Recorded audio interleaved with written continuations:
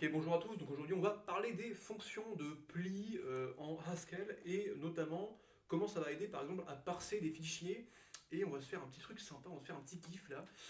Comment recréer l'algorithme de la calculatrice polonaise inversée. Donc, moi, j'ai pas connu ça, je suis trop jeune pour avoir connu ça, mais à l'époque, je m'en souviens d'un ancien ingénieur qui travaillait dans une boîte où j'ai fait un stage qui me parlait, ouais, putain, parce que j'avais fait un algorithme là, qui parsait tout simplement une chaîne de caractères de calcul avec, et qui prenait en compte le PEMDAS, donc parenthèse, exposant, multiplication, division, soustraction. Ok, il me disait, ouais, mais à l'époque, on faisait comment dire, on avait sur notre calculatrice l'algorithme de euh, truc polonais inversé. Bref, en gros, n'importe quoi. Comment ça marche? Et bah écoutez, j'en ai créé un en Haskell et qu'est-ce qui se passe? Qu'est-ce qui se passe? Donc ça s'appelle Primitive Solver. Vraiment un très bon nom à donner à ce type d'algorithme. En gros, imaginez que vous avez une pile. Ok, donc au début elle start à 0, tu vois. Ensuite, dès que vous avez un nombre, bah, vous le stockez. Encore un autre nombre, bah, vous le stockez. Tac, tac, tac. Et là, vous avez un opérateur. Donc, quel qu'il soit, un opérateur plus, moins, multiplication, division. Donc si c'est un opérateur de ce style-là, en gros, qui prend deux inputs, bon bah si j'ai un nombre, hop là j'ai encore un nombre, hop là j'ai un opérateur, bah, je prends ce qui était avant l'avant-dernier et le dernier, et j'applique. Donc si c'est un plus, bon, bah, c'est comme vu que après c'est commutatif, donc si j'avais 2 3 plus, ça me fait 2 plus 3 5. Si j'avais un moins, bon ça me fait l'avant-dernier, donc 2 moins 3, hop là, moins un. Ok, super. Tu vois, là, 2 3 plus, ça me fait 5.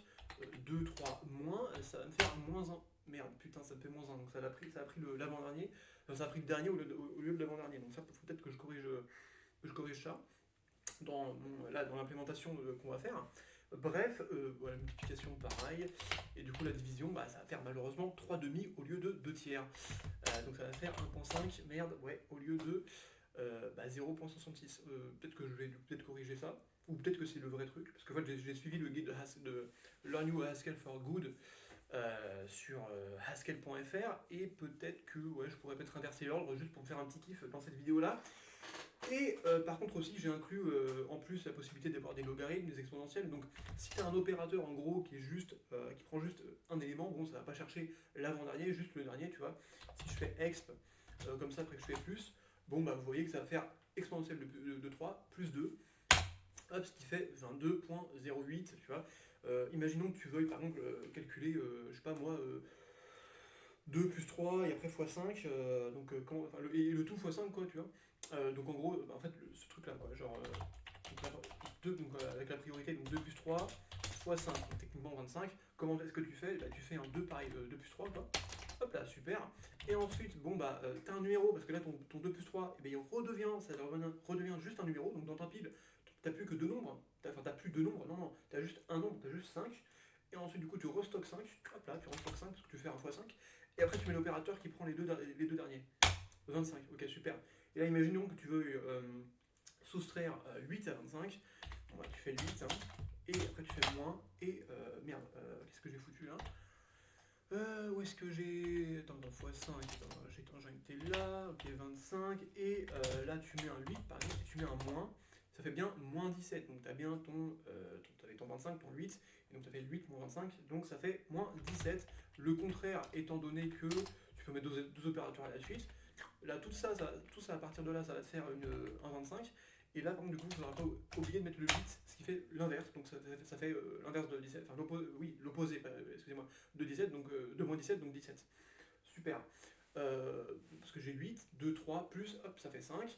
Après 5 fois 25, moins, je prends les deux derniers, donc 8 moins 25, ça fait n'importe quoi, 25 moins 8 du coup, parce que c'est le dernier moins l'avant-dernier, donc ça fait.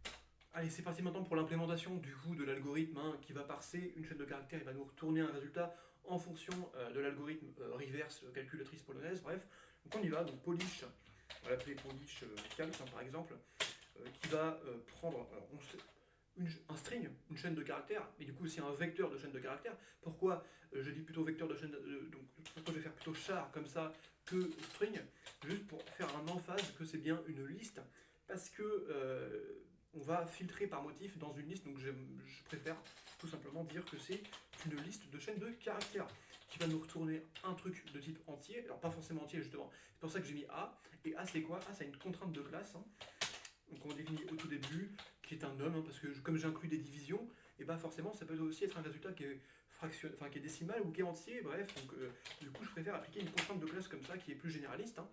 Donc maintenant polish calc, qu'est-ce qui va se passer? Donc elle prend XS hein, comme input, hein, elle a juste un input, hein, qui est le vecteur de caractère, et qu'est-ce qu'on va faire? On va implémenter la fonction de pli, donc fold L, hein, donc de gauche à droite, ok super, et donc de gauche à droite, qu'est-ce qui va se passer?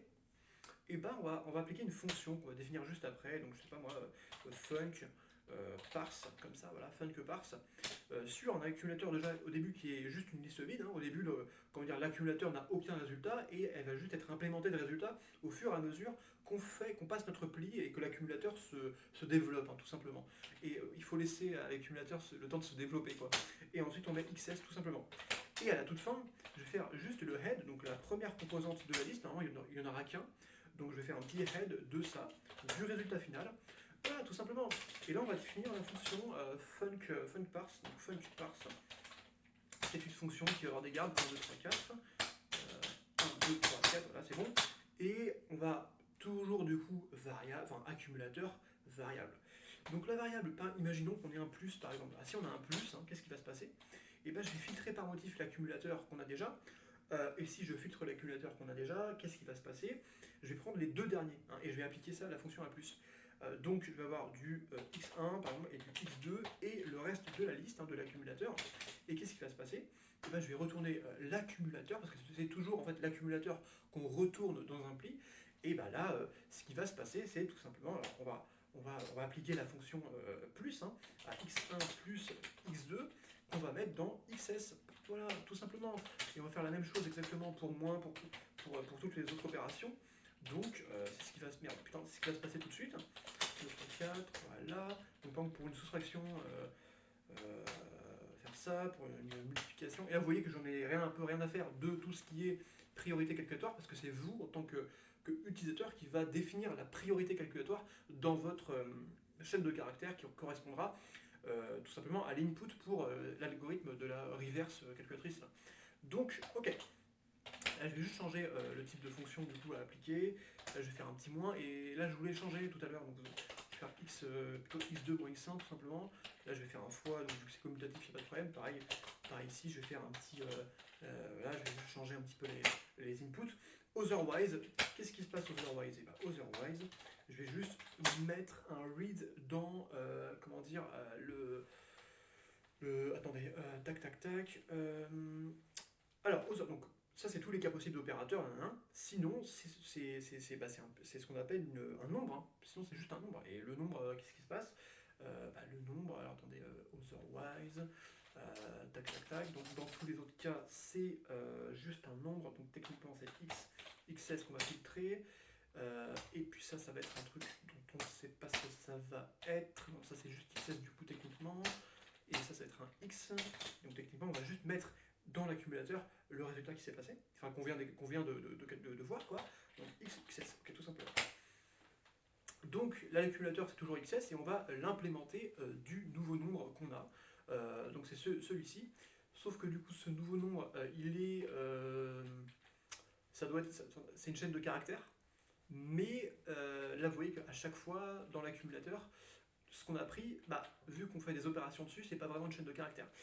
C'est plutôt un nombre. Donc il y a un truc qui s'appelle dans Haskell qui s'appelle read, la fonction read qui permet de faire des trucs quand même pas mal. Donc là par exemple ça me fait 34-34, donc ça a bien parsé correctement la chaîne de caractères 3434, et donc c'est exactement ce qu'on va faire juste là. On va appliquer la fonction read dessus, donc ça va nous retourner l'accumulateur. Donc XS, hein, juste là. Alors attendez, c'est pas du tout ça, j'avais déjà fait ça. Donc ça nous retournait plutôt la fonction read de X, tout simplement.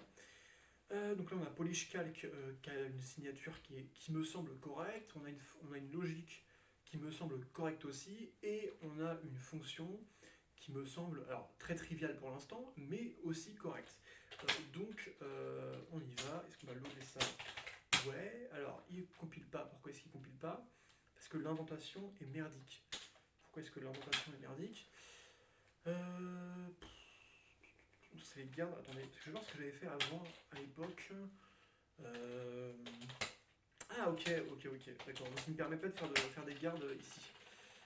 funparse égale, ah oui, funparse peut-être aussi de... Attendez, quoi? Funparse de quoi? Ah oui, il faut que je mette quand même les... Ok. Donc je vais matcher parce que, bon, au lieu de matcher avec des gardes, je peux matcher... Ah, quoique, si je mettais un truc du style genre XS et X comme ça, est-ce que ça aurait été bon ou pas? Non, pareil, il ne m'autorise pas à mettre des gardes, donc ça c'est pas terrible, c'est un peu chiant. Donc ce qu'on va faire, c'est qu'on va ne pas mettre de garde, tout simplement, et modifier avec funparse juste là. Et là, normalement, ça devrait être bon. On va quand même modifier ça du coup. Donc on a bien la fonction, hein, tout simplement, et les différents motifs qu'on va filtrer. Et donc là, normalement, c'est bon, mais c'est pas bon. Pourquoi est-ce que c'est pas bon? Fold ça. Alors attendez, est-ce que si je mets un truc du style... ça, normalement, bah, déjà, ça devrait quand même fonctionner si je fais ça. Pourquoi? Couldn't match type char with... Ah oui, d'accord, ok. Ça, c'est pas... Non mais XS c'est une liste en fait de chars et mon funparse. Oui, alors il n'y a pas de signature mon funparse, il n'y a pas de signature, j'avais fait avant. Ça c'est un peu les conneries. Expression égale head. The words expression.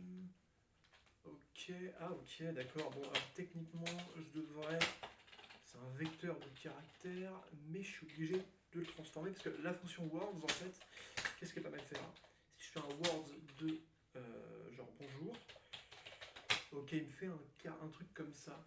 Ah oui, c'était pour me débarrasser du coup des espaces aussi que c'était intéressant d'appliquer la fonction words. Alors attendez, je vais faire une composition de fonctions comme ça là. Et là je vais faire du coup un truc du style words de XS.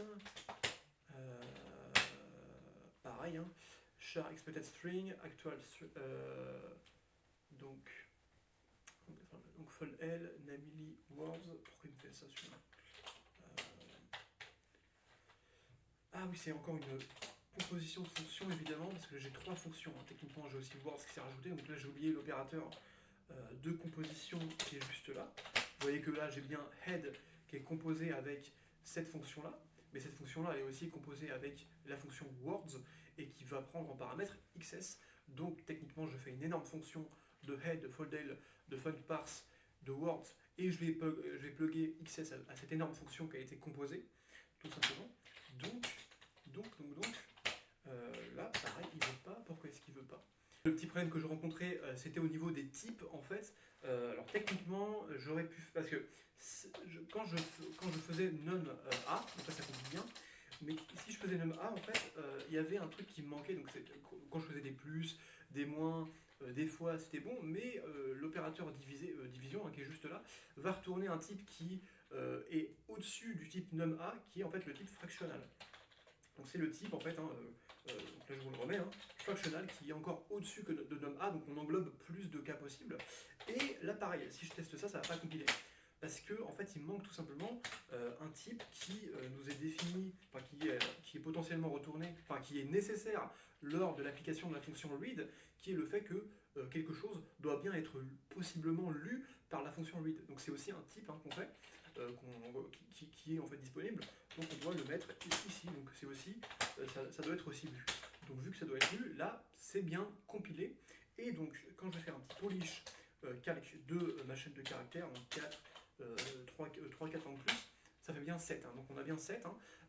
On peut faire encore d'autres trucs, hein. Par exemple si je fais donc 7 fois 7 par exemple, comme ça, donc ça fait bien 49. Et donc là, on a fait un parseur tout simplement pour notre calculatrice polonaise, reverse calculatrice polonaise, bref. Et donc, ce qui est pas mal, c'est ça. Et puis, on va rajouter d'autres fonctionnalités, par exemple, le fait de pouvoir mettre des exponentielles, des trucs comme ça. Tiens, on va le faire tout de suite là. Merde, allez, putain, hop là, voilà. Donc, techniquement, pareil, je filtre l'accumulateur, la variable. Si j'ai un truc du style, par exemple, je sais pas, exp, en tant que caractère, hein, qui a été défini par words, hein, parce que words, ce qui est bien avec words, c'est que peu importe le nombre de caractères que j'ai, ça va toujours prendre des espaces et faire une liste en fait, hein. Donc ça va remove les espaces, et pour chaque élément ne contiendra pas d'espace, donc ça c'est assez cool. Et attends, je vais remettre GHCI juste là, bref. Ok, oui, là, set package, putain, toujours ça m'énerve ça.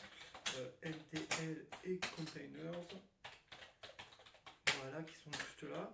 Et donc techniquement, là j'ai bien une exponentielle, mais je m'en fiche en fait d'avoir les deux premiers, parce que c'est juste un exponentiel que je vais appliquer au dernier truc, au dernier nombre qui a été vu, donc ça va être juste un exp de x1.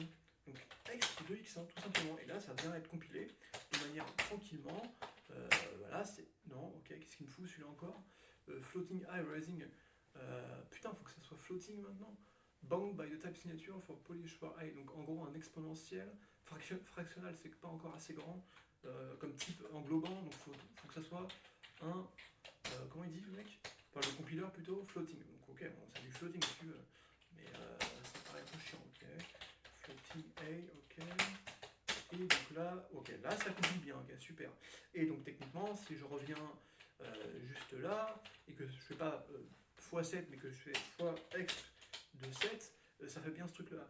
Voilà, donc en gros, c'est comme si j'avais 7 fois exponentielle, hein, exp de 7, ce qui est exactement le même résultat qui est là.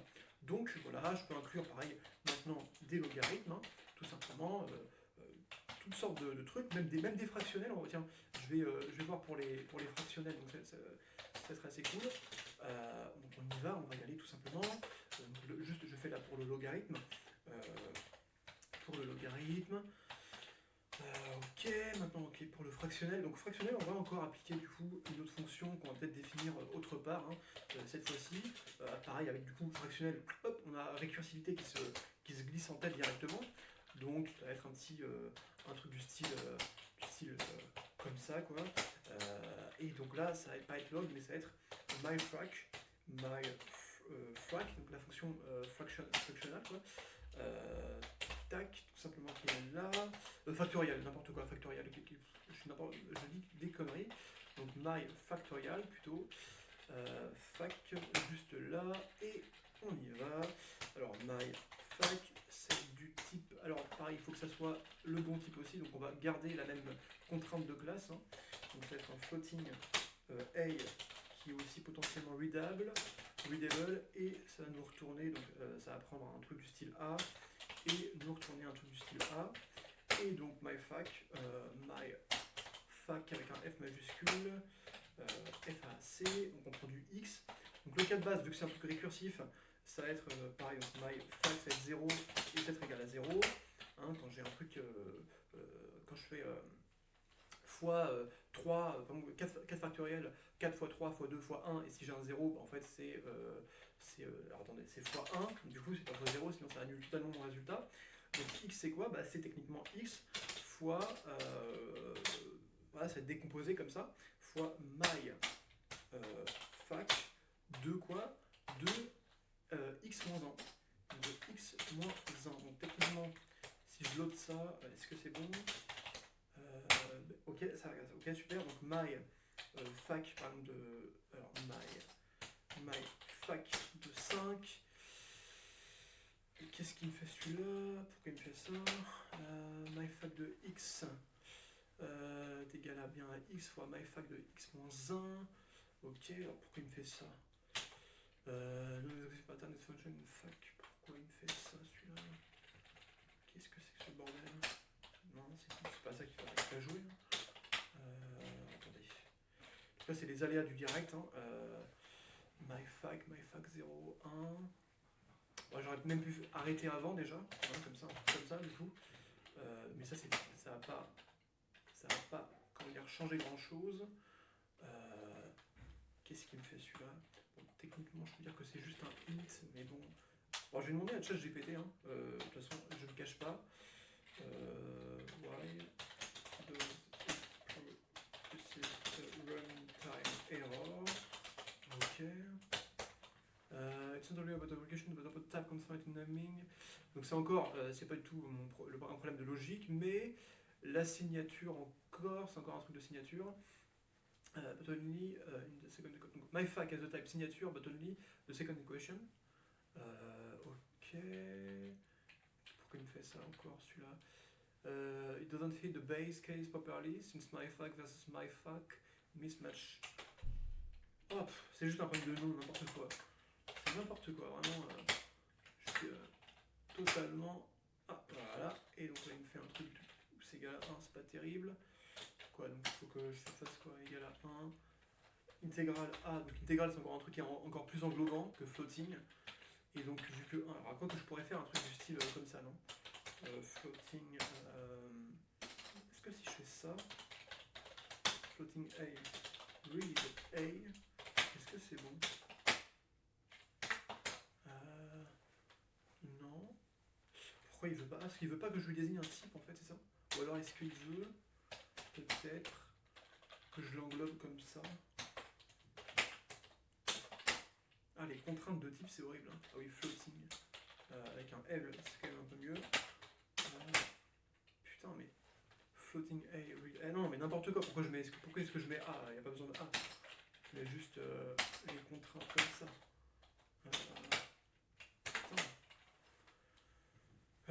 Read scan constraint. Tac, tac, tac. Pourquoi est-ce que ça fail?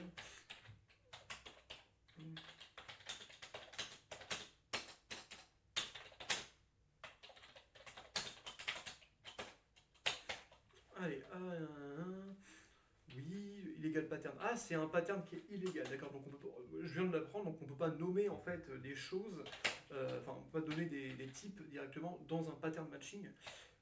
Donc ok. Et vu que c'est un 1, techniquement le compiler il n'aime pas trop ça, donc il faut encore que je mette un type encore plus englobant qui est du type intégral. Ok. Il faudrait que je fasse, que je me documente vraiment sur le type. FuncParse maintenant, il y a un problème sur FuncParse. Pourquoi est-ce qu'il y a un problème sur FuncParse? Donc myfac. Pourquoi est-ce que j'ai un problème sur FuncParse maintenant? Quoi, c'est pas le bon, c'est ça? Il faut que je mette encore un intégral? Bah oui, parce qu'intégral c'est plus englobant. Donc je dois mettre intégral qui est juste là. Et là, pareil, ça compile pas du tout. Putain. Pourquoi est-ce que ça compile pas? Donc c'est bien un intégral A, read A. Est égal à 1, ok. Ouais, je vois pas vraiment de problème. J'avoue que là, je ne vois pas le problème. Why not compiling? Je parle très bien anglais. Tac, good catch. This won't compile because you're mixing different numeric type classes. Intégral. Non, intégral, read A. Qu'est-ce que tu me dis, toi? Myfac, c'est aussi read A. This says A must be type of int or integer. Ah non, intégral c'est encore moins englobant. Double c'est encore plus englobant. Ah putain, double c'est plus englobant. Ok, bah, je vais me l'apprendre. Double c'est encore plus englobant que num. C'était quoi avant que j'avais mis? C'était fractionnel ou je sais pas quoi? Ou floating, c'était floating. Ah putain, alors ça c'est les problèmes de type dans Haskell qui sont pas terribles. Double A. Oui, donc double c'est pas une signature, hein. C'est juste vraiment quelque chose. Putain, mais c'est impossible. Choose double for everything. Simple approach is to use double everywhere. That way you can call log exp without issue. Putain, mais la vache quoi.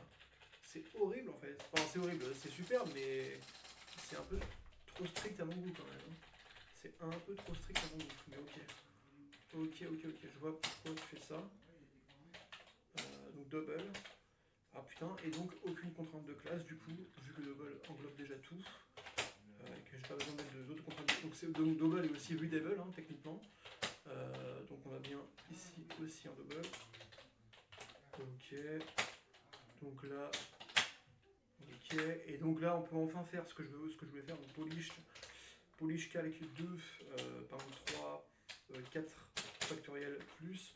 Donc 4 x 3, 12 x 2, 24, plus 3, 27, donc ça fait bien 27, ok super.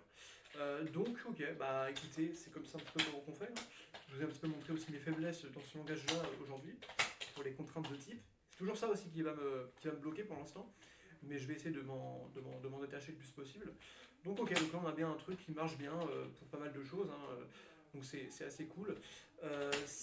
On va peut-être aussi inclure le fait que ça peut fail. Donc si ça peut fail, on a un truc qui s'appelle maybe. Donc maybe c'est soit nothing, soit just something, tu vois. Si je te fais un petit just 4, ça fait bien just 4, ok super. Et si je te fais un nothing, nothing c'est juste nothing en fait techniquement. Donc une fonction, quand tu dis elle est de type maybe, et bah c'est pas mal parce que du coup elle peut retourner soit nothing, soit just quelque chose, et donc en fait si elle retourne nothing, c'est-à-dire qu'elle a échoué, mais elle va pas donner une erreur dans le compiler. Donc ce qui peut être sympathique lorsqu'on manipule cette fonction dans d'autres fonctions et qu'on veut pas qu'elle retourne, qu'elle plante le programme comment dire, si elle ne retourne, si elle ne fonctionne pas correctement, et on veut juste qu'elle exécute un cas en particulier si on a du nothing. Donc on va faire un truc du maybe double. Donc à chaque fois, du coup, là, on va faire peut-être un just something, peut-être. Est-ce que ça va marcher si je fais ça? Donc là, factoriel, bon, bah techniquement, elle a peut-être pas... attendez, func parse, say func... Et écoutez, je pense qu'on va voir la contrainte maybe dans une prochaine vidéo. Et pour l'instant, ça marche bien. Donc à la vidéo.